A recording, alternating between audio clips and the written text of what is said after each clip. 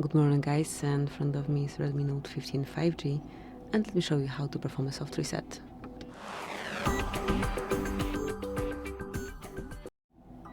So, if your device is stuck for some unknown reason and there's nothing you can do, the best way to try to fix it, the first step should be factory reset. Not factory reset, but forced restart of this device. Factory reset is actually the last option you want to do. So, to perform a soft reset, just tap on power button along with volume up button, tap and hold. Keep holding for around 10 seconds.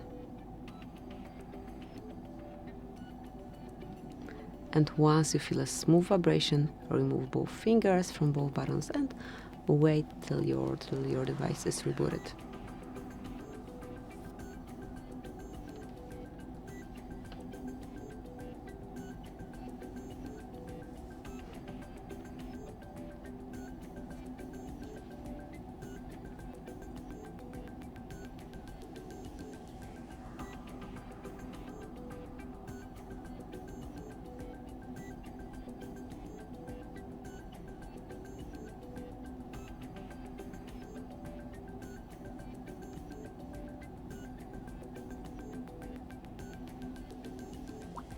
And that's it, that would be all.